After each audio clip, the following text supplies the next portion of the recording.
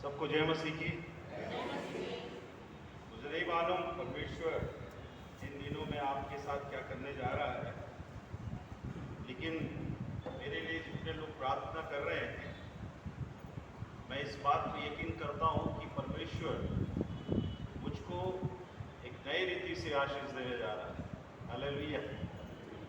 मैं इसलिए इस बात को कहता हूं, मैं आज पालक साहब से भी कह रहा था कि हम लोग जब बाइबल कॉलेज में पढ़ते थे तो सबसे बड़ी समस्या हम लोग की उस समय होती थी, सर लोग हैं, साहिब लोग हैं और मैडम भी हैं जो बाइबल कॉलेज में पढ़ी है, पालक साहब हैं। उन दिनों में हमारी जब मैं पहली बार उस टर्मिनोलॉजी को समझने की कोशिश किया तो कई बार मुझको समझ में नहीं आता था, और वो एक बहुत बड़ी समस्या थी। उसका नाम था सिनॉप्टिक प्रॉब्लम, है ना सर। इसके बाद फॉर्म क्रिटिसिज्म, रिडक्शन क्रिटिसिज्म और क्या क्या चीजें आई। तब मुझे मालूम चला कि बाइबल के अलावा भी बहुत सी चीजें पढ़ना है। लेकिन जब मैं मिनिस्ट्री में आया और सर हमारे साथ मिले, मेनोनाइट चर्च से हैं, मेनोनाइट चर्च में मैं 9 साल तक पालक रहा, तो वो सारी चीजें जो हमने बाइबल कॉलेज में पढ़ी थी वो नोट्स को खोलने का मौका ही नहीं मिला। तब हमने इस बात को जाना कि फील्ड में और क्लासरूम में बहुत अंतर है, पर परमेश्वर ने इन दिनों में अगुवाई की। मैं इन चीजों को इसलिए बता रहा हूं क्योंकि अभी शाम के समय में जो स्थल आपके बीच में पढ़ा गया है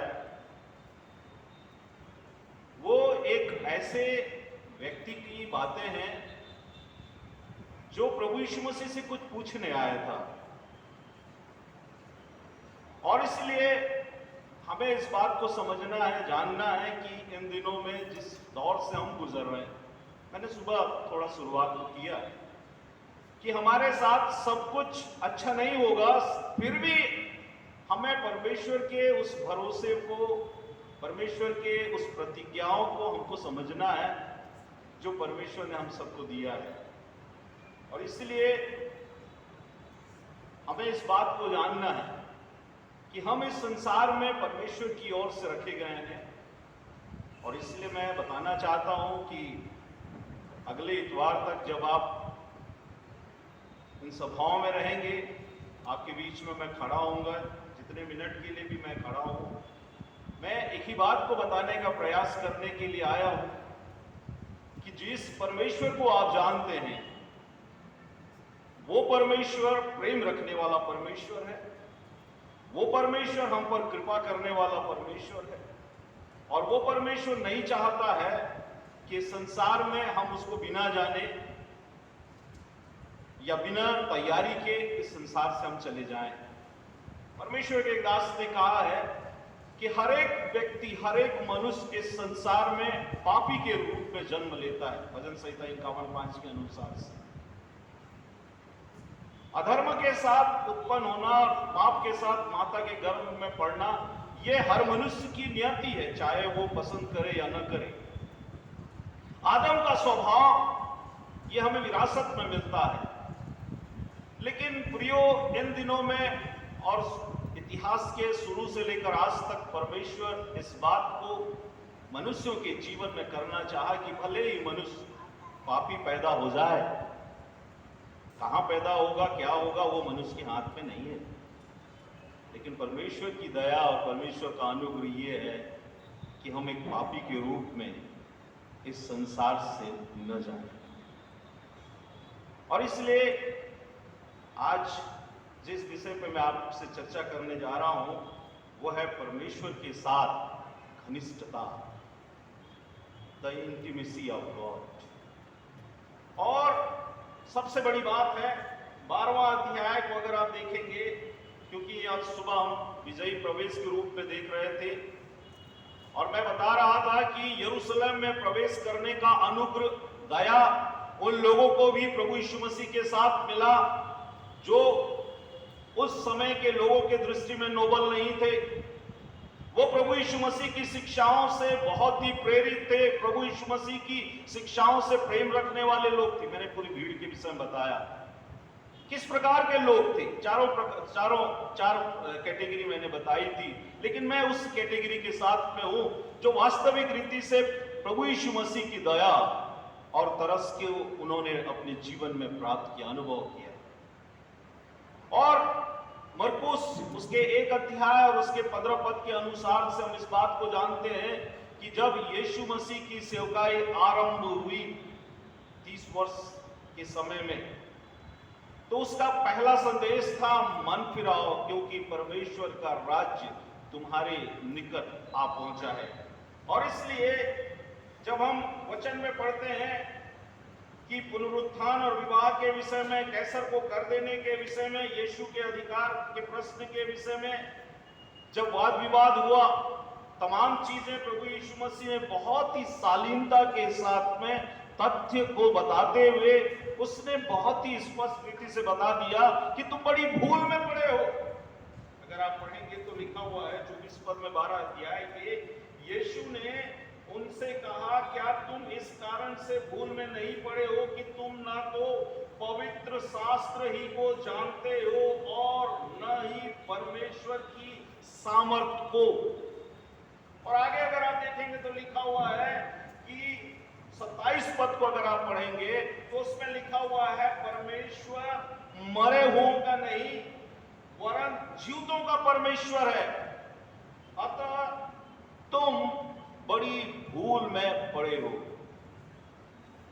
ये बातें, ये सारी चीजें बड़ा अनएक्सपेक्टेडली लोगों के बीच में आया। प्रभु यीशु मसीह ने अपने अधिकार की बातों को स्पष्ट बताया और फिर उसके बाद लिखा हुआ है शास्त्रियों में से 28 पद से अगर आप पढ़ेंगे, साहब ने 30 पद से पढ़ा क्योंकि मैं 30 पद से दिया था, तो उसमें लिखा हुआ है कि एक ने आकर उन्हें विवाद करते सुना और यह जानकर कि उसने उन्हें अच्छी रीति से उत्तर दिया, उनसे पूछा, सबसे मुख्य आज्ञा कौन सी है?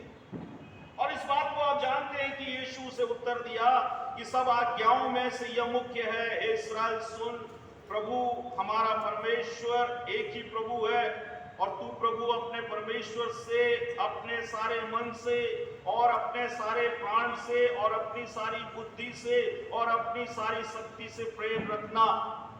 और उसका भाग 2 जो पूरे आज्ञाओं का निचोड़ है उसको भी आप जानते हैं, शायद आप इसमें कई संदेश सुन चुके होंगे, क्योंकि ये बहुत ही जाना पहचाना चिर परिचित हिस्सा है जिसको बार बार कलीसिया में प्रचार किया जाता है कि तू अपने पड़ोसी से अपने समान प्रेम रखना, उससे बड़ी और कोई आज्ञा नहीं। और 32 पद में शास्त्री उसको उत्तर देता है, गुरु बहुत ठीक, तूने सच कहा कि वह एक ही है, उसे छोड़ और कोई नहीं। और फिर वो उसी बात को रिपीट करके कहता है, और उससे सारे मन और सारी बुद्धि, सारे प्राण और सारी शक्ति के साथ प्रेम रखना और पड़ोसी से अपने समान प्रेम रखना सारे होम बलियों और बलिदानों से बढ़कर है। और फिर प्रभु यीशु मसीह उसको कहते हैं कि उसने समझ से उत्तर दिया, तो कहते हैं तू परमेश्वर के राज्य से दूर नहीं। यही जो प्रेस है, इसी विषय में हम थोड़ा सा देखेंगे, तू परमेश्वर के राज्य से दूर नहीं। प्रियो, 2 राज्य हमारे सामने में हमेशा रहते हैं। एक राज्य शैतान का राज्य हम कह सकते हैं, दूसरा परमेश्वर का राज्य कह सकते हैं। और शैतान के राज्य के विषय में बाइबल स्पष्ट बताती है कि सारा संसार उस दुष्ट के वश में पड़ा हुआ है। मनुष्य आदम के स्वभाव में पैदा होता है और जिस क्रूस को इन दिनों में हम याद कर रहे हैं, लैंडेस के समय में क्रूस के गीतों को गाया जाता है, जिस क्रूस को लोग अपने जगहों में बड़ा आदर और मान देते हैं, मेरा उनसे विरोध नहीं है, मैं उस विरोध में नहीं बोलता हूं, लेकिन उस क्रूस की महत्ता इतनी है कि वो क्रूस एक मनुष्य को शैतान के राज्य से लेकर परमेश्वर के राज्य में प्रवेश कराता है।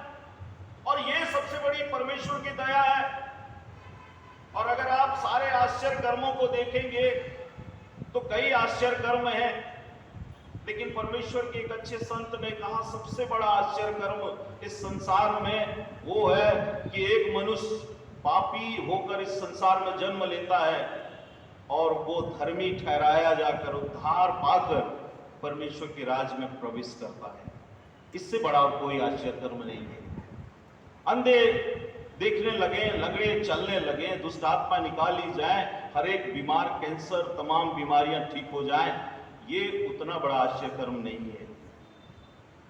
और परमेश्वर इस संसार के लोगों से प्रेम करता है और इसलिए मैंने कहा दो राज्य हैं, और अगर हम परमेश्वर के साथ में चल रहे हैं, और इसी के लिए मेरा यह उद्देश्य यही है कि मैं यही बताने के लिए आया हूं कि परमेश्वर बड़ा दयालु परमेश्वर है, क्षमा करने वाला परमेश्वर है। वो दूसरा पत्रस 3:9 के अनुसार से नहीं चाहता है कि कोई नाश हो, वरन हरेक को मन फिराव का अवसर देता है। कहीं न कहीं से स्वप्न दर्शनों के द्वारा से, वचन के द्वारा से, अपने दास भक्तों के द्वारा से, हरेक प्रकार से परमेश्वर इस संसार के लोगों को, इस संसार के हरेक बुरे और अभी संसार के बुरे हर प्रकार के दासत्व से छुड़ाना चाहता है। और इसी के लिए हम कुलुसियों की पत्री उसके 1 अध्याय और उसके 13 पद में हम पढ़ते हैं, प्रियो, जहां पौलुस कुलुसियों को लिखकर कहता है, उसको पढ़ दीजिएगा कोई, कुलुसी की पत्री उसका 1 अध्याय और उसका 13 पद को अगर आप पढ़ेंगे तो आपको समझ में आएगा कि आप परमेश्वर के द्वारा से एक ऐसे प्लान के तहत इस संसार में रखे गए हैं कि आप परमेश्वर के बादशाहत में, परमेश्वर की इच्छा के अनुसार से, परमेश्वर की दया और अनुग्रह के अनुसार से प्रतिदिन उसकी उपस्थिति में रहने पाए। ये प्रभु का अनुग्रह है, ये परमेश्वर का भाग है जो उसने आपके लिए पूरा किया है। लेकिन वहां हमारा भी भाग छुपा हुआ है, हमारे भी कर्तव्य छिपे हुए हैं, क्योंकि हमने देखा कि परमेश्वर मरे हुओं का परमेश्वर नहीं है, वो जीवितों का परमेश्वर है। इसलिए उसने जीवित अपने वचन को दिया, जिसको मैं इब्रानी 4:12 को सुबह बता रहा था। ये बात करने वाली किताब है, डांटने वाली किताब है, हमें प्रोत्साहित करने वाली किताब है। याकूब तो इस विषय में कहता है कि वचन पर चलने वाले बनो, केवल सुनने वाले ही न बनो, क्योंकि जो ऐसा करता है वो मानो अपना स्वाभाविक चेहरा दर्पण पर देखता है और भूल जाता है कि वो कैसा है। इस बात को हमको बार बार याद करने की आवश्यकता है। पढ़िए उसको क्या लिखा है।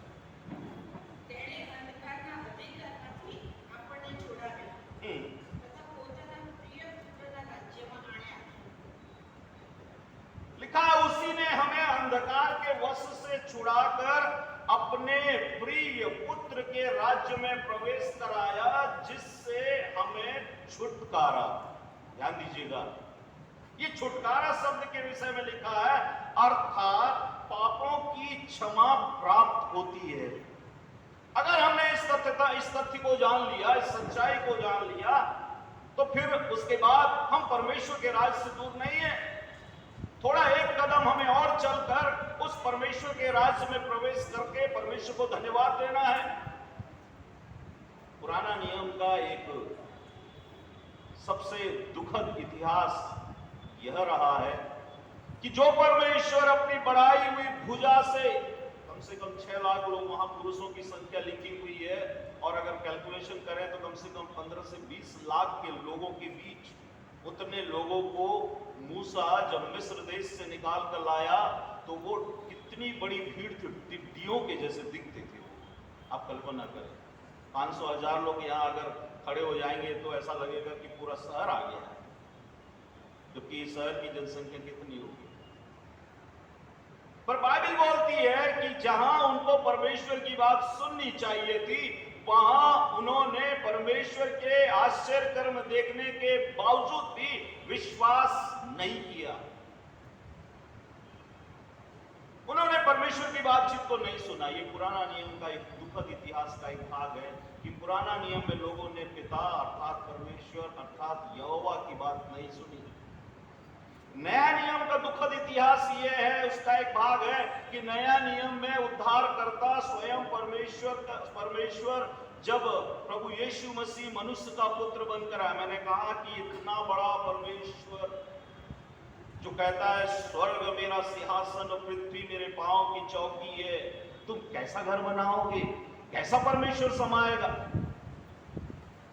वो परमेश्वर यीशु मसीह में पूरी परिपूर्णता के साथ में नम्र और दीन होकर दास का स्वरूप धारण कर लिया, अपने आप को शून्य कर लिया। इतना बड़ा अनुभव मेरे और आपके लिए, छुटकारा, पापों की क्षमा। आप लोग गीत गा रहे थे, जिंदगी मेरी बदल गई जब से यीशु को मैंने पाया है। हिल गई है कलियां नहीं जब से बाहर आया है। ये गीत ऐसे नहीं निकला, ये जितने गीत गाए जाते हैं ये लोगों के उनके खुद के अनुभव हैं जो उन्होंने अपने जीवन में देखा है। आज भी बड़ी बड़ी बड़ी गवाहियों को सुनने के लिए प्रभु अनुग्रह करता है कि परमेश्वर ने कैसे उन्हें दलदल से निकाला। और मैं इसलिए इस बात को बता रहा हूं, नए नियम में भी उसी यीशु मसीह अर्थात पुत्र की बात नहीं सुनी गई। स्वर्ग का राज्य सबसे बड़ा प्रभु यीशु मसीह की शिक्षाओं का विषय रहा। कई दृष्टांत उसमें दिए गए, लेकिन दृष्टांतों की भी अनदेखी हुई। और आज पेंतीकोस्त के बाद आज का युग पवित्र आत्मा का युग। हम त्रिएक परमेश्वर पर विश्वास करते हैं, पिता पुत्र पवित्र आत्मा के नाम की आशीष को रोज ग्रहण करते हैं, पिता पुत्र पवित्र आत्मा के नाम की सामर्थ की बात करते हैं। लेकिन आज भी जब पवित्र आत्मा की आवाज सुनाई देती है तो हम अपने मनों को कठोर कर लेते हैं। और इसलिए प्रियो, मैंने इस बात को कहा कि मैं यहां इसलिए आया हूं कि जिस परमेश्वर को आपने जाना है, जिस परमेश्वर की आप आराधना करते हैं, जिस परमेश्वर के बारे में पवित्र वचन में पढ़ते हैं, जिस परमेश्वर के साथ आप प्रार्थना में संगति व्यतीत करते हैं, जिस परमेश्वर के गवाही आप देते हैं, उसी परमेश्वर के साथ आप लिपटे रहें। ये तो बरनबास का संदेश था। अंताकिया की कलीसिया के लिए यरूशलेम में जाकर उन्होंने यही कहा, लिपटे रहो, क्योंकि हमको नहीं मालूम अंतिम समय कब आएगा। क्योंकि मत्ती रचित सुसमाचार उसका 24 अध्याय और उसका 25 अध्याय जगत के अंत और प्रभु यीशु मसीह के पुनरागमन के चिन्ह के विषय में बताता है। अंजीर का पेड़ का दृष्टांत वहां यीशु मसीह ने दिया। और हम जानते हैं इस्राएल का इतिहास मुझे बताने की जरूरत नहीं है। 1948 में जब इस्राएल एक हुआ, आज इस्राएल सिरमौर है। अंजीर का वृक्ष का दृष्टांत इस्राएल के जीवन में पूरा हुआ। उसके पहले इस्राएल संसार के नक्शा में कहीं नहीं था। प्रथम विश्व युद्ध हो, द्वितीय विश्व युद्ध हो, संसार के नक्शा में इस्राएल था ही नहीं।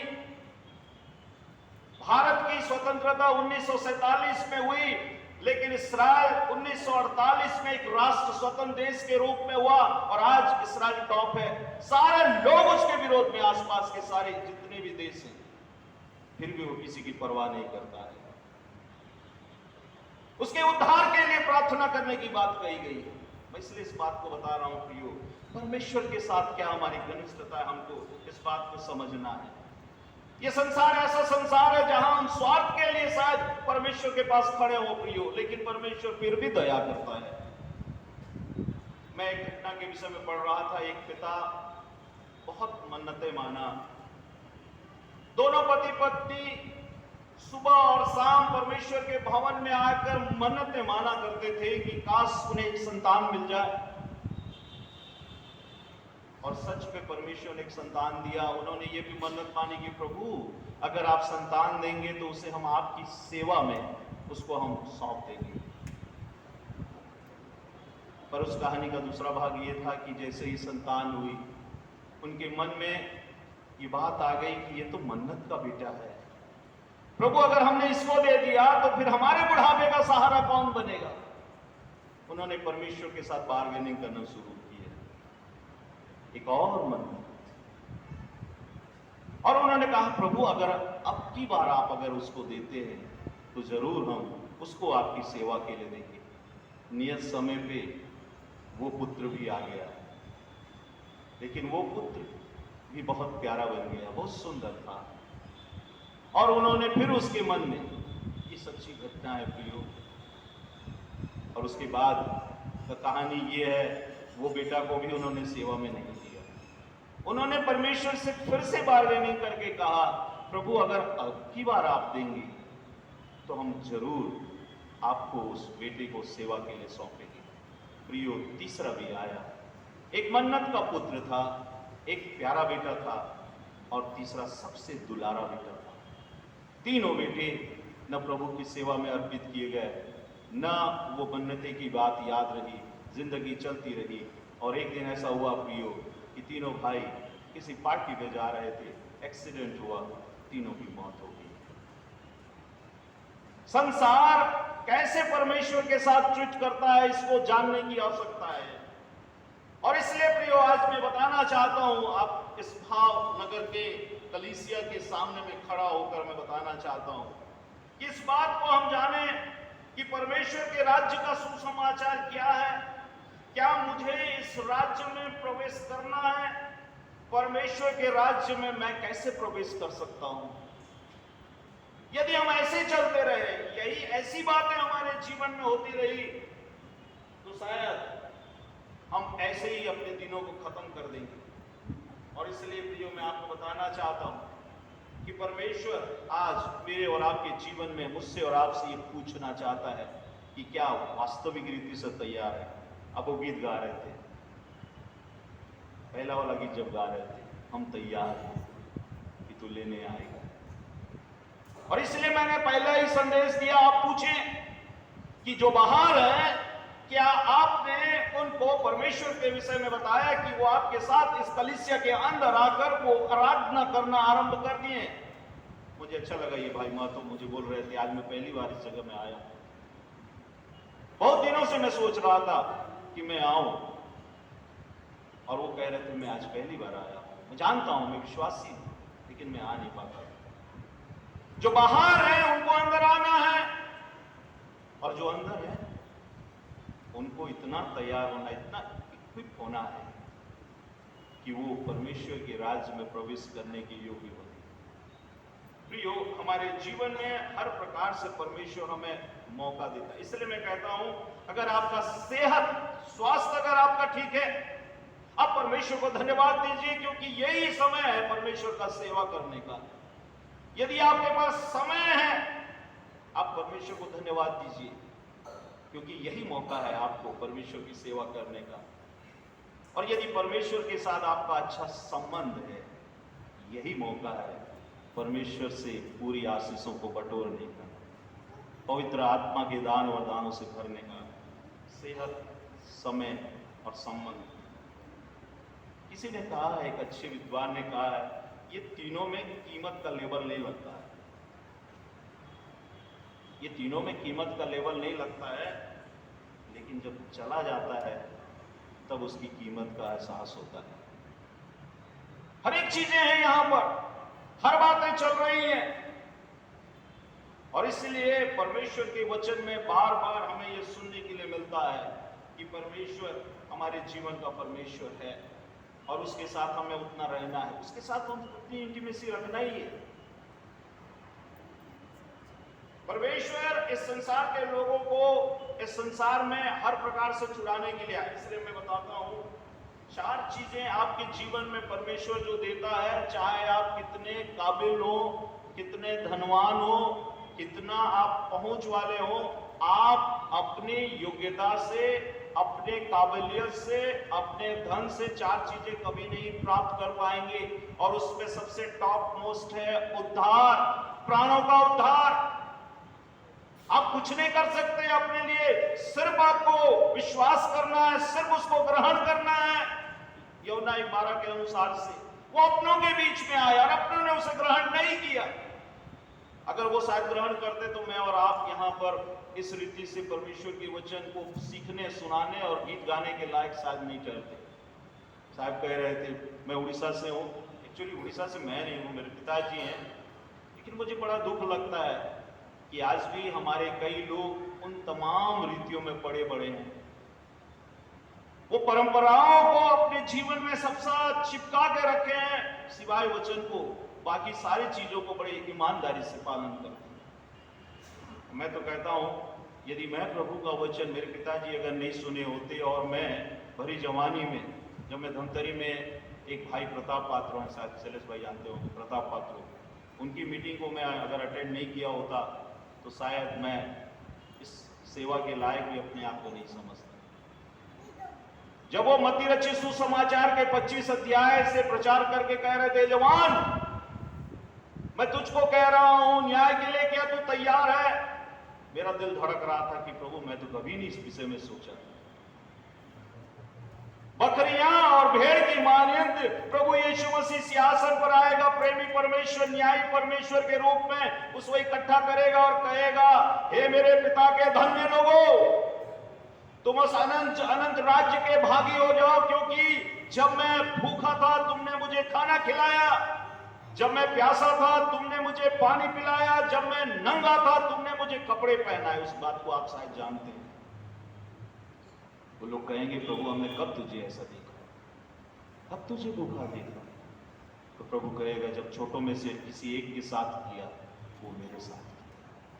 अगर परमेश्वर के साथ प्रेम नहीं है, तो अगर परमेश्वर की बातें आपके जीवन में नहीं है, तो आप कभी भी अपने पड़ोसी को अपने समान प्रेम नहीं कर पाएंगे। शायद यीशु मसीह इसी सच्चाई को बताने के लिए उसको कहते हैं, अगर ये सब बातें जानता है तो तू परमेश्वर के राज से दूर नहीं है।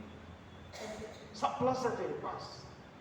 लेकिन हम अलग सुसमाचारों में देखते हैं कि वो जवान व्यक्ति, धनी व्यक्ति था, और वो धन के उस बाधा के कारण से, वचन में लिखा हुआ है, उदास होकर चला गया। अच्छे प्रश्न लेकर आने के बाद भी, अच्छी बातें लेने के आने के बाद भी वो चला गया। लेकिन इस खंड में बहुत अच्छी बात लिखी, इसलिए मैंने इस खंड को लिया। प्रभु यीशु मसीह ने कहा, तू परमेश्वर के राज से दूर नहीं है। और इसलिए प्रियो, हम परमेश्वर के राज्य की बातों को समझते हैं, जानते हैं। पहला कुरिन्थी उसके 8 अध्याय और उसके 3 पद को अगर आप पढ़ेंगे तो वहां लिखा हुआ, क्या लिखा है, पढ़िए उसको।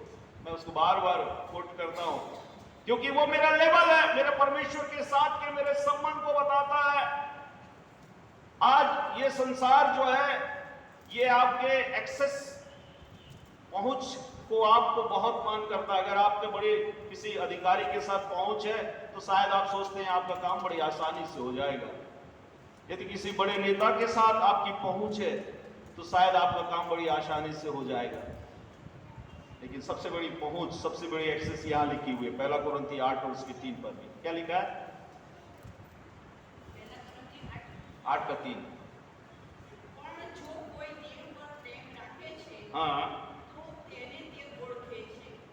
आपकी गुजराती में लिखा, आप समझ गए होंगे, हिंदी में लिखा है, जो कोई परमेश्वर से प्रेम रखता है, परमेश्वर उसको क्या कहता है? पहचानता है। परमेश्वर इस संसार के हर एक बातों को जानता है। ये सीसीटीवी का जमाना है,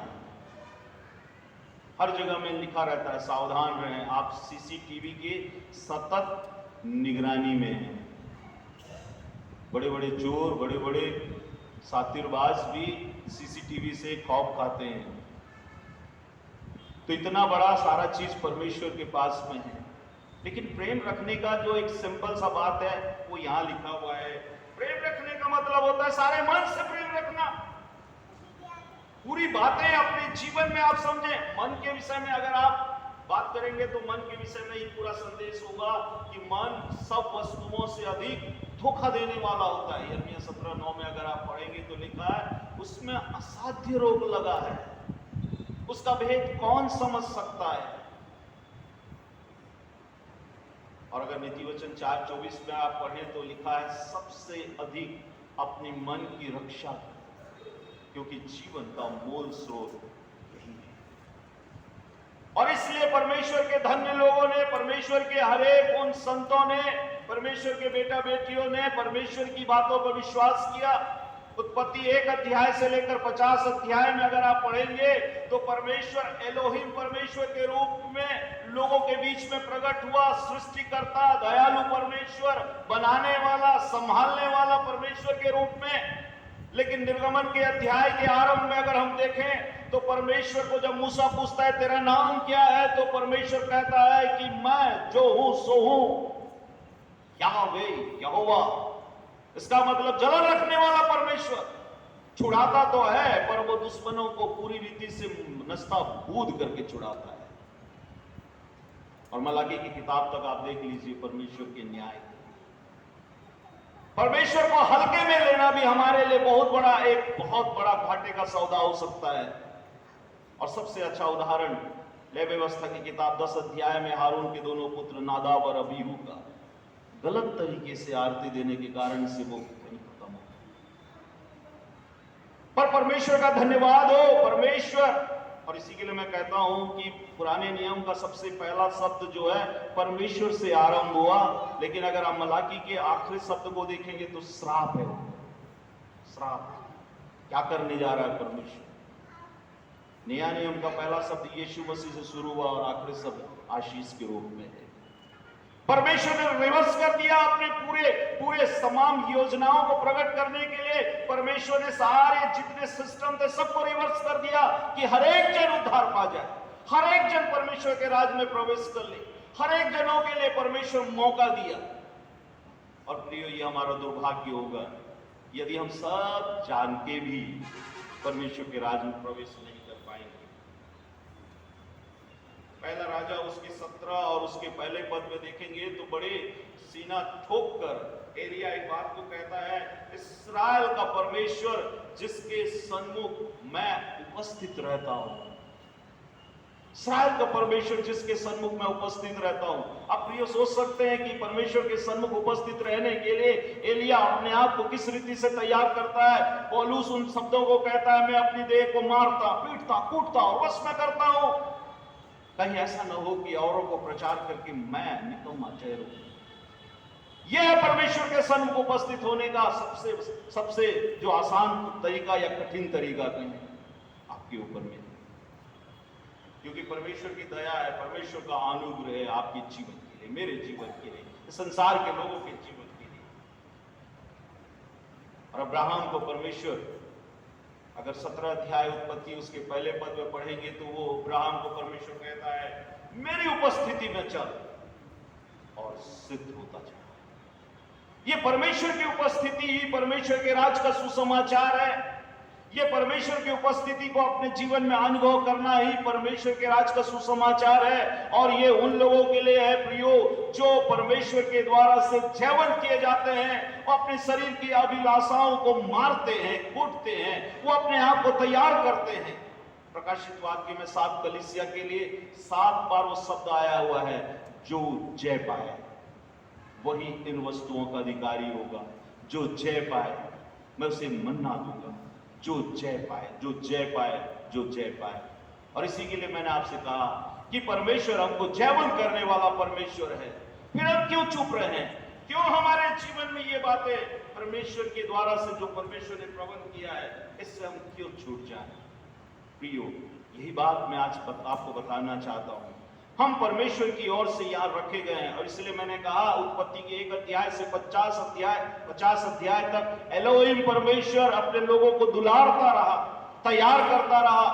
चाहे वो अब्राहम को वाचा बांधने के द्वारा से हो, चाहे वो इसहाक को फिर से उसी बात को याद दिलाने के द्वारा से हो, चाहे वो याकूब को आशीष देने के द्वारा से हो, और उसके 12 पुत्रों को 12 गोत्र में बांटने के द्वारा से हो, धूप और गरीबी के समय में, अकाल के समय में यूसुफ के द्वारा से, चाहे उनको पाल परिपोषण करने के द्वारा से परमेश्वर उनको संभालता रहा। लेकिन जब यहोवा बनकर आया तो उसने अपने सारे लोगों को, हित्ती, युबूसी, कनानी, परिज्जी, जितनी जातियां थी आप जानते हैं, किस रीति से परमेश्वर ने उनको निकाल दिया। और न्यायों की किताब इस बात को भी बताती है, परमेश्वर ने कहा था इनको पूरी रीति से निकाल देना, लेकिन इस्राएलियों ने पूरी रीति से उनको नहीं निकाला और वही कांटे और फंदे उनके लिए बन गए। परमेश्वर ने उन्हें चिताया था, श्राप देते समय, आशीष के वचन देते समय कहा था ये सारी चीजों को तुमको करना है, लेकिन लोगों ने समझौता कर लिया, उनके साथ वो संबंध स्थापित करने लगे, वैवाहिक चीजें हो गई, उन्होंने नहीं निकाला।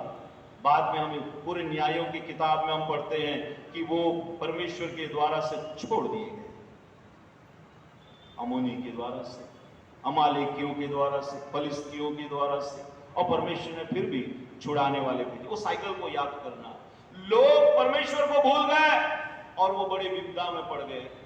फिर परमेश्वर को दोहाई दिए, परमेश्वर ने न्यायियों को भेजा, न्यायियों ने वहां पर परमेश्वर की ओर से सामर्थ पाकर सारे शत्रुओं को खदेड़ा, देश में शांति बनी रही 20 साल 40 साल। फिर परमेश्वर को भूल गए, फिर परमेश्वर ने वही किया, वो साइकिल पूरा चलता उस समय तक जब उन्होंने राजा की मांग नहीं की। फिर राजाओं का इतिहास आप जानते हैं, इस्राएल के राजाओं का इतिहास जानते हैं, यहूदा के राजा का इतिहास जानते हैं कि जो राजा अपने मूल पुरुष दाऊद के अनुसार नहीं किया, परमेश्वर के द्वारा से कैसे श्रापित हुआ। जो राजा अपने मूल पुरुष दाऊद के अनुसार किया, वो परमेश्वर की ओर से आशीषित हुआ।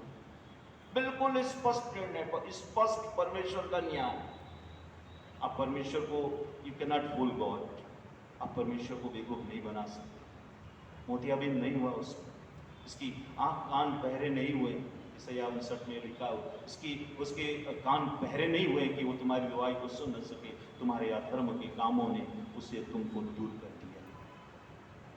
फिर नए नियम में हम पढ़ते हैं कि परमेश्वर यीशु मसीह के रूप में आया और यीशु मसीह को भी वही स्थिति से गुजरना पड़ा। पर धन्यवाद हो, यीशु मसीह ने मेरे और आपकी छुड़ौती के लिए अपने आप को बलिदान करके उसने हमें मोल लिया और हमें छुड़ा लिया।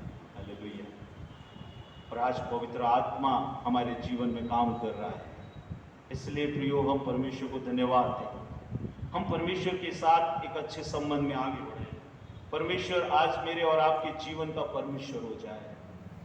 और इसी के लिए मैं एक ही बात को बताना चाहता हूं, परमेश्वर चाहता है कि उसके राज्य की बातों को हम समझें, क्योंकि वचन में लिखा हुआ है, मत्ती उसके 24 और 13 पद में अगर आप पढ़ेंगे तो लिखा है, राज्य का सुसमाचार सारे जगत में प्रचार किया जाएगा कि सब जातियों पर गवाही हो, तब अंत आ जाएगा।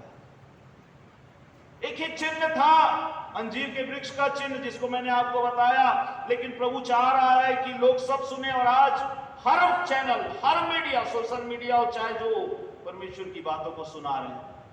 ये अलग बात है कि कई झूठे भविष्यवक्ता खड़े हो गए हैं, एक श्रृंखला चल रही है, झूठे प्रचार की बातें चल रही हैं, अपने अपने तरीके से वचन को उल्था किया जा रहा है। कई प्रकार के कई so called profit, so called भविष्यवक्ता आ गए हैं, वो अलग कहानी है, लेकिन गवाहियां तो चल रही। सीकर्स आज भी हैं आपकी चर्च में। आज एक सीकर से मेरी मुलाकात हुई। आपको नहीं मालूम परमेश्वर कैसे लोगों के जीवन को बदल रहा है।